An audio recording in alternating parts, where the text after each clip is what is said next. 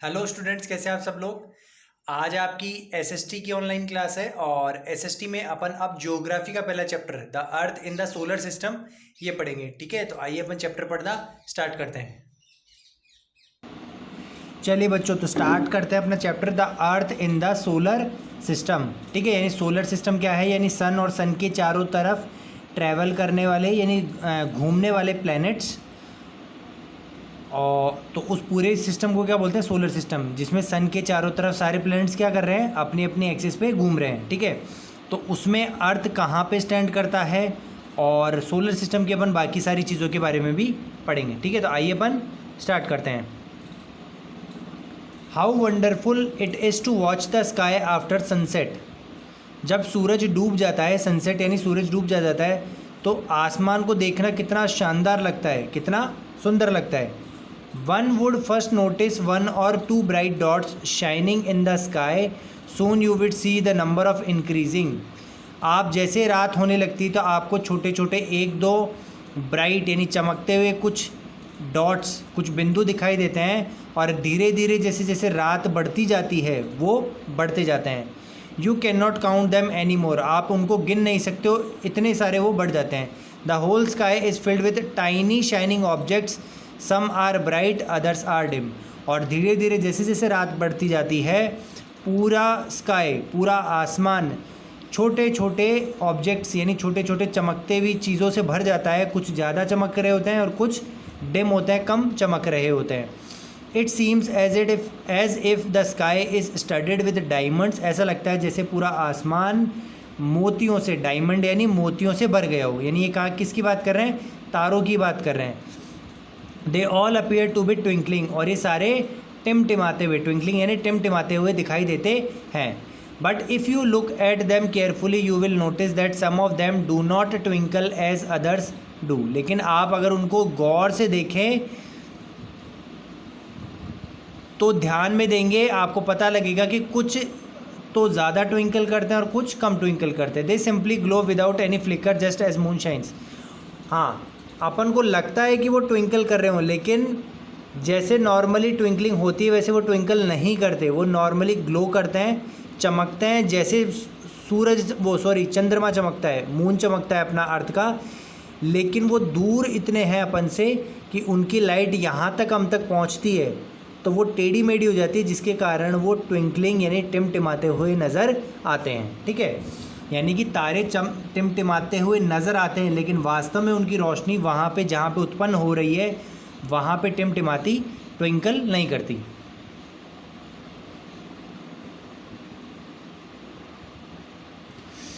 Along with these bright objects you may also see the moon on the most of the days. अब इन bright object जिनको stars कहते हैं अपन, अभी इन्होंने बताया नहीं क्या बोलते हैं, लेकिन अपन को पता है कि वो स्टार्स होते हैं, सितारे। उसके अलावा आपको ज़्यादातर दिनों में एक मून, एक चंद्रमा भी दिखाई देता है। इट में how ever appear at different times in different shapes and at different position. हाँ, लेकिन ये जो चंद्रमा है, मून है, वो कभी कभार बड़ा दिखाई देता है, कभी कभार छोटा, कभी कभार जल्दी दिखाई देता है, कभी लेट, और कभी एक तरफ दिखाई देता है तो कभी दूसरी तरफ। यानी अपनी पोजीशन बदलता है, अपनी शेप भी बदलता रहता है, और अपना टाइमिंग भी, दिखने का टाइमिंग भी बदलता है। You can see the full moon only once in about months time, it is full moon night और पूर्णिमा। आपको पूरा गोल चंद्रमा यानी गोल चांद सिर्फ महीने में, लगभग महीने में एक बार ही दिखाई देता है। उस दिन, उस रात को फुल मून नाइट कहते हैं, या फिर पूर्णिमा। अगर अपन हिंदी में बात करें अपने यहाँ पे तो पूर्णिमा कहते हैं ना, पूर्णिमा के दिन चांद पूरा दिखाई देता है। At a fourth night later you can not see it at all, लेकिन कुछ दिनों बाद यानी लगभग 15 दिनों बाद आप उसको फिर बिल्कुल भी नहीं दिखता। वो एक दिन ऐसी भी रात आती है जिस दिन चांद बिल्कुल ही नहीं दिखता। It is a new night और अमावस्या, और उसको न्यू मून नाइट और अमावस्या भी कहते हैं। तो कोई कहे कि फुल मून क्या होता है, जिस दिन मून पूरा दिखाई दे उसको फुल मून कहते हैं, और न्यू मून क्या होता है, जिस दिन मून बिल्कुल भी ना दिखाई दे उसको न्यू मून कहते हैं। ठीक है, तो और न्यू मून को अपन हिंदी में क्या बोलते हैं, अमावस्या। ठीक है, अमावस्या के दिन अंधेरा ज़्यादा होता है, क्यों, क्योंकि आसमान में चंद्रमा दिखाई नहीं देता। On this day you can watch the night sky best provided it is clear night. और इस दिन आपको रात बिल्कुल एकदम साफ दिखाई देगी, क्लियर नाइट की तरह दिखाई देगी, बिल्कुल भी उजाला नहीं मिलेगा। Do you wonder why can't we see the moon at all those bright tiny objects during the day time? It is because the very bright light of the sun does not allow us to see all these bright objects in the of the night sky. अब आप सोचोगे कि भाई ये रात में क्यों दिखते हैं, ये सारे सितारे और मून रात में क्यों दिखते हैं, दिन में क्यों नहीं दिखते?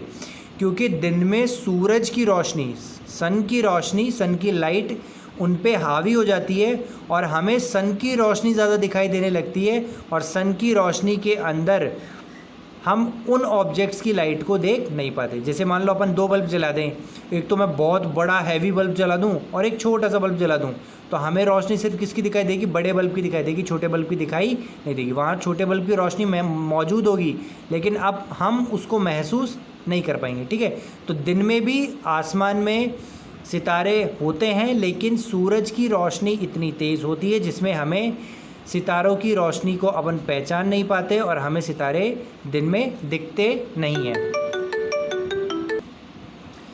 The sun, the moon and all those objects shining in the night sky are known as celestial bodies. ठीक है, यानी कि आसमान में जो भी चीज़ें चमक रही हैं, यानी अंतरिक्ष में, अपने यूनिवर्स में जो भी चीज़ें पाई जाती हैं, उन्हें हम सेलेस्टियल बॉडीज़ कहते हैं। जैसे सन, मून और जो भी नाइट में जो स्टार्स चमक रहे हैं उनको अपन सेलेस्टियल बॉडीज़ कहते हैं। यानी यूनिवर्स में, अंतरिक्ष में, ब्रह्मांड में जितनी भी चीज़ें पाई जाती हैं उनको हम क्या बोलते हैं? Celestial bodies. ठीक है, some celestial bodies are very big and hot, they are made up of gases, they have their own heat and light which they emit in large amounts. कुछ सेलेस्टियल बॉडीज़ यानी ब्रह्मांड में पाई जाने वाली कुछ चीज़ें ऐसी होती है जो बहुत बड़ी होती है, काफ़ी गर्म होती है, वो गैसेस से, बहुत अलग अलग गैसेस से बनी हुई होती हैं और उनकी खुद की हीट और लाइट होती है जिसको वो बाहर निकालते रहते हैं बड़ी मात्रा में। The celestial bodies are called stars, the sun is a star. और वो सेलेस्टियल बॉडीज़ जो बड़ी होती हैं, गर्म होती है और उनकी खुद की हीट एंड लाइट होती है और जिसको वो एमिट करती हैं, बाहर निकालती हैं, उनको अपन क्या बोलते हैं? स्टार्स कहते हैं। और जो सूरज है वो भी एक स्टार है। ठीक है, क्योंकि सूरज के भी गैसेस का बना हुआ है, हाइड्रोजन, हीलियम गैसेस का बना हुआ है, और इसमें से भी हीट और लाइट निकलती है। जो सूरज की रोशनी है वो उसमें से निकली हुई हीट एंड लाइट के कारण ही हमारे तक पहुंचती है। ठीक है, तो समझ में आ गया स्टार्स की डेफिनेशन क्या हो गई? वो सेलेस्टियल बॉडीज़ जो बहुत बड़ी होती हैं, खुद की ओन हीट और लाइट एमिट करती है और गैसेस की बनी होती है। और फॉर एग्जांपल हो गया स्टार का सन। ठीक है, countless twinkling stars in the night are similar to the sun, but we do not feel their heat and light, and they look so tiny because they are very very far from us. जो अपन रात को छोटे छोटे चमकते टिमटिमाते हुए सितारे देखते हैं वो भी सूरज की तरह ही स्टार है, लेकिन हमारे पास सूरज की रोशनी आती है इतनी भारी मात्रा में, लेकिन उनकी नहीं आती। क्यों? क्योंकि वो हमसे बहुत ज़्यादा दूर है। सूरज इतना दूर नहीं है इसलिए उसकी रोशनी हमारे तक पहुंच जाती है, लेकिन वो हमसे बहुत ज़्यादा दूर है इसलिए हमें छोटे छोटे टिमटिमाते तारों की तरह रात को ही दिखाई देते हैं। You must have noticed that all objects look smaller when seen from a distance. How small an aeroplane looks when it is flying at a great height. और जब भी अपन किसी चीज़ को दूर से देखते हैं तो वो हमें कैसी दिखाई देती है? छोटी। जैसे आप एरोप्लेन को ज़मीन पे से ऊपर देखते हो तो कैसा दिखाई देता है? छोटा सा, लेकिन इतना छोटा होता है कि वो बहुत बड़ा होता है। ऐसे ही स्टार्स भी बहुत बड़े होते हैं, बहुत बड़े हैं, अपने अर्थ से भी बहुत ज़्यादा बड़े हैं, लेकिन वो काफ़ी दूर है इसलिए हमें काफ़ी छोटे दिखाई देते हैं। While watching the night sky, you may notice various patterns formed by different groups of stars. These are known as constellations. अब रात में जो तारे दिखते हैं, हमें आसमान के अलग अलग कोनों में तारों का अलग अलग एक ग्रुप दिखता है जो एक पैटर्न बनाता है अलग अलग तरह का। उन ग्रुप्स को क्या बोलते हैं अपन? कॉन्स्टिलेशंस। यानी कॉन्स्टिलेशन क्या है? Group of stars making a fixed pattern in the sky. Ursa Major और Big Bear is one such constellation. और अपने आसमान में कुछ कॉन्स्टलेशंस, ऐसे पैटर्न्स पाए जाते हैं जिनका नाम दिया गया है उर्सा मेजर और Big beer.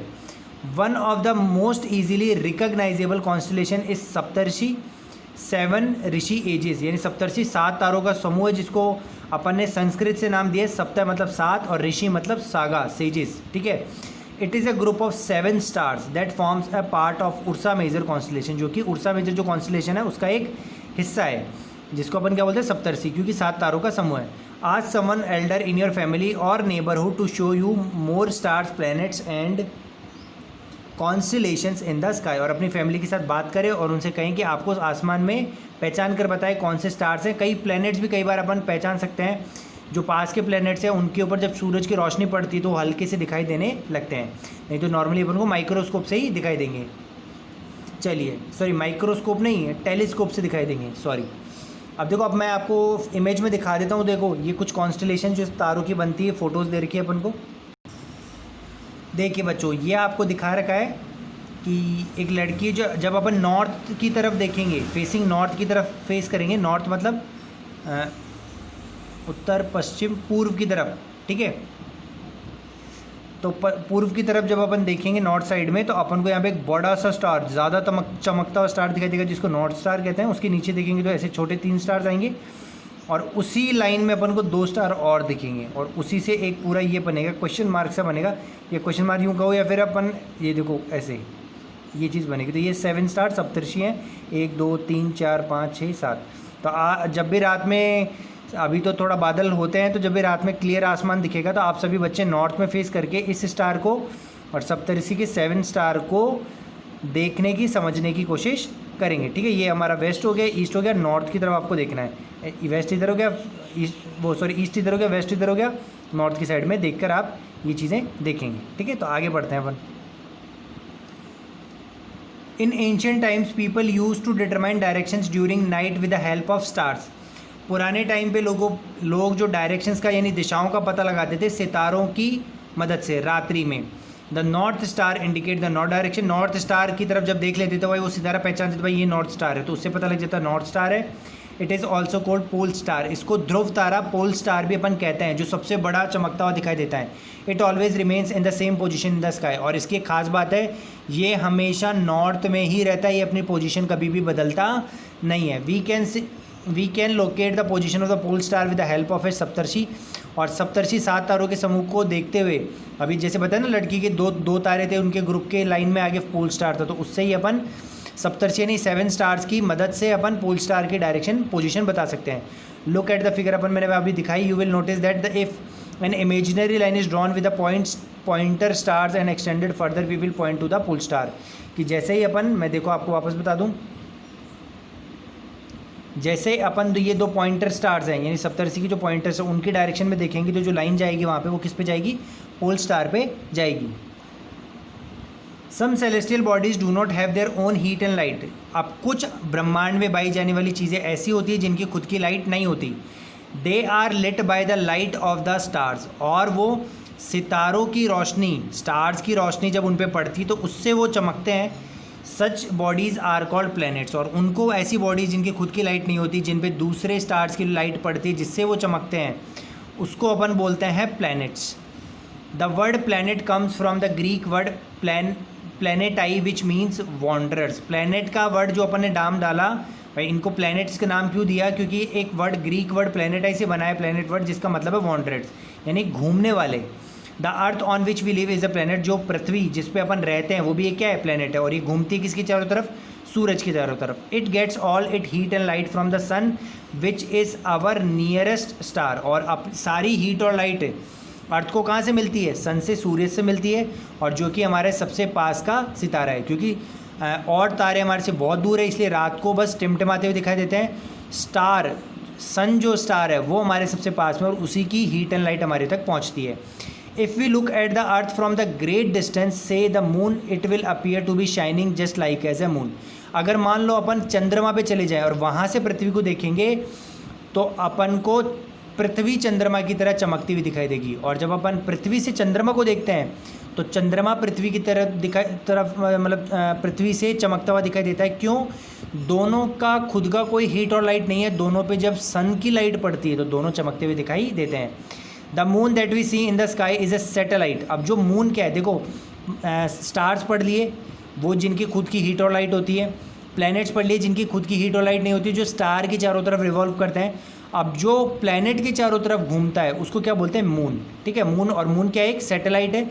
It is a companion of our earth and moves around it. ये अर्थ का कंपेनियन यानी साथी, और अर्थ के चारों तरफ घूमता है। Like our earth there are 7 other planets and that get heat and light from the sun. जैसे हमारा अर्थ एक प्लेनेट है, वैसे 7 प्लैनेट्स और है। जिस तरह सन की लाइट अर्थ पे आती है, वैसे उन प्लैनेट्स पे भी जाती है। Some of them have their moons too, और उनके कुछ मून्स भी हैं, कुछ प्लैनेट्स के जो उनकी चारों तरफ घूमते हैं। कोई एक आध तो है जिसके 2 मून भी हैं, ठीक है, और कुछ के मून्स नहीं है, वो अकेले ही सन की चारों तरफ ट्रैवल करते हैं, ठीक है। चलो अब बात करते हैं सोलर सिस्टम, यानी सन और उसके चारों तरफ घूमने वाले प्लैनेट्स के चारों तरफ घूमने वाली सैटेलाइट्स जैसे कि मून्स होते हैं, उस पूरे सिस्टम को अपन पढ़ेंगे। The sun, 8 planets, satellites and some other celestial bodies known as asteroids and meteoroids form the solar system. तो जो सन, सूर्य, प्लैनेट्स जो उसके चारों तरफ रिवॉल्व करते हैं, और प्लैनेट्स के मून जो प्लैनेट्स के चारों तरफ रिवॉल्व करते हैं, और कुछ और भी ऐसे पार्टिकल्स है जो अपने इसमें पाए जाते हैं यूनिवर्स में, जिसको बोलते हैं मीटियोरॉइड्स और एस्टेरॉइड, जिनके बारे में आगे डिटेल में पढ़ेंगे। ये सारी चीज़ें मिलकर क्या बनाती हैं, सोलर सिस्टम बनाती हैं। जैसे अपन आप स्कूल में बच्चे, टीचर्स, स्टाफ, स्कूल की बिल्डिंग, ये सब मिलके पूरा एक स्कूल का सिस्टम बनाते हैं, वैसे ये सोलर सिस्टम बनाते हैं। We often call it a solar family, इसको सोलर फैमिली भी कहते हैं। यानी सोलर मतलब होता है सन की फैमिली, with the sun as its head, और इस फैमिली का हेड कौन है, सन। सभी के मूवमेंट्स को कंट्रोल कौन कर रहा है, एक तरह से सन कर रहा है, ठीक है। अब मैं देखो आपको कुछ इमेजेस दिखा देता हूँ अच्छे से और समझा देता हूँ। देखिए ऐसा कुछ सोलर सिस्टम होता है, पूरा अंधेरा अंधेरा होता है क्योंकि वहाँ पे कोई लाइट है नहीं। फिर सूरज है, सूरज के चारों तरफ रिंग्स बनी हुई है जिसमें अलग अलग प्लैनेट्स क्या कर रहे हैं, रिवॉल्व कर रहे हैं, ठीक है। सबसे पहले मरकरी आता है, फिर आता है वीनस, ये प्लैनेट्स हैं। ये सन हो गया जो चमक रहा है, हीट एंड लाइट एमिट कर रहा है, ये प्लैनेट्स हो गया। मरकरी अपने पाथ में घूम रहा है, उसके बाद वीनस, उसके बाद अर्थ, उसके बाद मार्स, उसके बाद एस्टेरॉयड बेल्ट है जिसमें कुछ एस्टेरॉयड्स घूमते हैं, कुछ और टुकड़े हैं ऐसे, कुछ ऐसे चीज़ें हैं जो इन चारों तरफ इसके एस्टेरॉयड घूम रही है, और इन्हीं का कई बार अर्थ से टकराने का चांस होता है। आप न्यूज़ में देखते हो ना, अर्थ से एस्टेरॉयड टकराने वाला है, तो इनके रोटेशन में कई बार टकराने का चांस रहता है, लेकिन अभी नहीं टकराया। तो एस्टेरॉयड मतलब कुछ प्लैनेट से अलग कुछ चीज़ें, जैसे मान लो ऐसे मान लो एक तरह से ब्रह्मांड की कुछ चट्टानें जो चारों तरफ घूम रही हैं, उसके बाद जुपिटर, उसके बाद सैटर्न, उसके बाद यूरेनस, उसके बाद नेपट्यून, ऐसे ये प्लैनेट्स हैं जो अलग अलग रिंग्स में सन की चारों तरफ घूमते हैं, ठीक है। अब इन्होंने आपके देखो बहुत छोटा दिखेगा, मैं थोड़ा सा जूम करता हूँ, अगर आपको क्लियर नहीं भी दिख रहा हो तो आप एक बार, चलिए अब क्लियर दिख रहा है। मरकरी, सबसे पहले मरकरी है, ये 88 डेज़ में एक चक्कर लगाता है सन के, और अपनी एक्सिस पे, मतलब अपनी एक्सिस पे भी ये देखो ऐसे होता है, ये ऐसे भी घूमते हैं और अपनी एक्सिस पे भी घूमते हैं, जैसे यानी ऐसे घूमते घूमते घूमते घूमते चक्कर भी लगाते हैं, यानी खुद भी रोटेट करते हैं और ऐसे चक्कर भी लगाते हैं, यानी खुद भी रोटेट कर रहे हैं। देखो खुद भी रोटेट कर रहा है और अपना चक्कर भी पूरा कर रहा है, ठीक है। तो सन की चारों तरफ चक्कर लगाते हैं 88 डेज़ में, और खुद के चारों मतलब खुद का एक चक्कर कंप्लीट करते हैं 59 डेज़ में। वीनस सन की चारों तरफ 255 डेज़ में, और खुद का एक चक्कर लगाता है 243 में। अर्थ सन के चारों तरफ लगाते हैं 365 डेज़, जिसको अपन एक साल बोलते हैं, ठीक है। और अपना पूरा एक रोटेशन कितने में करता है, एक दिन में, इसीलिए एक दिन फिर रात फिर दिन फिर रात ऐसे होता है। और इसके कितने मून्स हैं, एक मून है। ऐसे देखो मार्स है, मंगल ग्रह, जिसके बारे में काफ़ी देखा होगा अपन, मंगल पे पिक्चर भी बनी है, और इंडियंस ने मंगल ग्रह पे क्या भेजा था, यान भेजा था सक्सेसफुली। तो 1 ऑर्बिट अराउंड सन, ये सन के चारों तरफ चक्कर लगाने में 687 डेज़ लगाता है। अपनी एक्सिस पे चक्कर लगाने में एक दिन लगाता है, और इसके कितने मून से 2, ठीक है। तो ऐसे आप सारों का पढ़ सकते हैं, आप पढ़ाने की ज़रूरत नहीं है। इनर प्लैनेट्स क्या होते हैं, very close to the sun, they are made up of rocks. जो सन के चारों मतलब मरकरी, वीनस, अर्थ और मार्स को इनर प्लैनेट्स बोले जाते हैं क्योंकि सन के थोड़े ज़्यादा करीब होते हैं। और जुपिटर, सैटर्न, यूरेनस, और इनको क्या बोलते हैं, आउटर प्लैनेट्स, क्योंकि ये बड़े प्लैनेट्स हैं और सन से काफ़ी दूर होते हैं। जैसे मान लो यूरेनस देखो, एक चक्कर लगाने में 84 साल लगा देता है सन की चारों तरफ, और 17 घंटे 14 मिनट में खुद का चक्कर लगाता है। और इसके मून कितने हैं, 27 मून है जो इसकी चारों तरफ ट्रैवल, जैसे अपने अर्थ की चारों तरफ एक मून है, उसके 27 हैं, 27 है, ठीक है। तो इस तरीके से सोलर सिस्टम अपना है। चलिए स्टूडेंट्स, तो अपन ने आज के लिए इतना ही था। अब 10 सन से लेकर अपन अगले पार्ट में पढ़ेंगे। चैप्टर को 2 parts, part A part B में डिवाइड किया गया, तो आज अपन पार्ट ए यहीं तक था। अब अपन सोलर सिस्टम के सारे कंपोनेंट्स को डिटेल में अगले पार्ट में पढ़ेंगे। वीडियो को लाइक कीजिए, कमेंट कीजिए, चैनल को सब्सक्राइब कीजिए, रेगुलर पढ़ते रहिए। और आपका जो भी पहले मान लो संडे को टेस्ट लिया गया था तो कम बच्चों ने थोड़ा पार्टिसिपेट, पूरे बच्चे नहीं कर पाए। अभी भी और बच्चे हैं जो टेस्ट से कतरा रहे हैं या वीडियोस नहीं देख रहे हैं। तो जो भी बच्चे ग्रुप से जुड़े हुए हैं प्लीज़ रेगुलर पढ़ाई कीजिए और इसको सीरियसली लीजिए, क्योंकि कोरोना कब तक ख़त्म होगा पता नहीं है। तो आपकी पढ़ाई ज़्यादा अभी ऑनलाइन पे ही आधारित रहेगी। तो रेगुलर पढ़ाई कीजिए। अगर आपका पुराना भी छूट रहा है उसको धीरे धीरे कवर कीजिए। ये मत सोचो कि 1 महीना हो गया अब तो इतना छूट गया मैं क्या करूँगा पढ़ के। आप अभी भी अगर पढ़ाई नहीं कर रहे हैं तो स्टार्ट कीजिए। और किसी को कोई भी अगर छूट भी रहा है पुराना तो मेरी मदद लीजिए ज़रूर, ग्रुप पे लिखिए और रेगुलर पढ़ते रहिए। आज के लिए इतना ही। Thank you. Have a nice day.